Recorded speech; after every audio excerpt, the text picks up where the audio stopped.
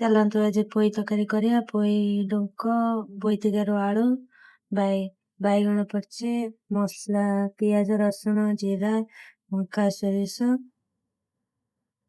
ତେଲ ଦେଇଦବା। ତେଲ ଦେଇକି ପରିବା ପକେଇଦବା।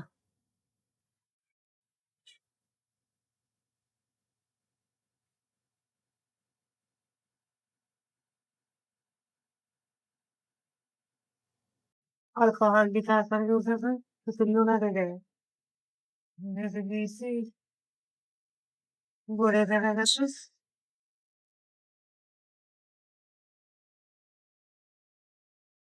କିଛି ସମୟ ପରେ ପରିବା ହେଲାଣି ଗୋଳେଇ ଦେବେ ତାକୁ।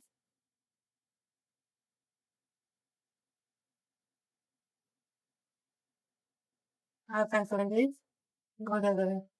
ଦେଖନ୍ତୁ ଆମର ଭଜା ହେଇଗଲାଣି। ଗୋଟେ ଥାଳିରେ କାଟିଦେବା ଆକୁ। କେତେ ସୁନ୍ଦର ଭଜା ହେଇଯାଇଛି।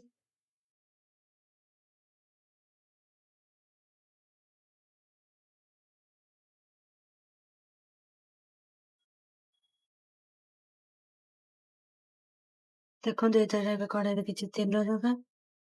ତେଲ ତାତିଗଲାଣି। ଆମେ କିଛି ଫୁଟଣ ଦବା ହାତରେ। ଆମର ବଟା ହେଇଥିବା ମସଲା ଦବା।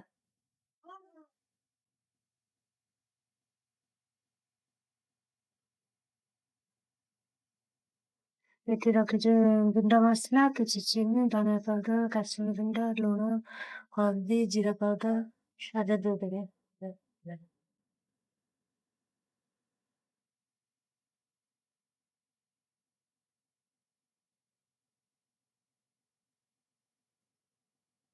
ତାକୁ ସିମରେ ରଖିବା କିଛି ସମୟ ପାଇଁ। ଦେଖନ୍ତୁ ଏଭଳିଆ 10 ମିନିଟ୍ ଗୋଳା ଗୋଳି କରିବେ।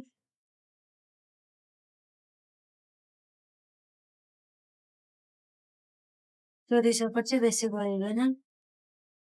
10 ମିନିଟ୍ ଗୋଳେଇବେ। ଦେଖନ୍ତୁ ମସଲାଟି କେତେ ସୁନ୍ଦର ହେଇଗଲାଣି। ଆଉ ଉପରେ ପରିବା ଦେଇଦବା। ଭଜା ହେଇଥିବା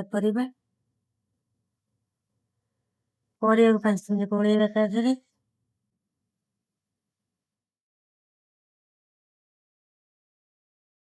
ଟିକେ କସ୍ତୁରୀ ମେଥି ପତ୍ର ପକେଇଦେବା। ମେଥି ପତ୍ର ପକେଇଦେଇ ସବୁ ହେଇଗଲାଣି। ଦେଖନ୍ତୁ କେତେ ସୁନ୍ଦର ଦେଖାଯାଉଛି। ଆଉ ପାଣି ଦେଇଦେବେ।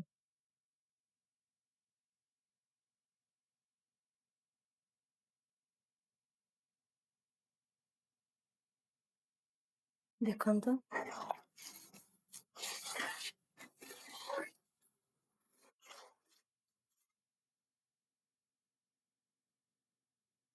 ଏବେ ଢାଙ୍କୁଣି ଦେଇଦବା।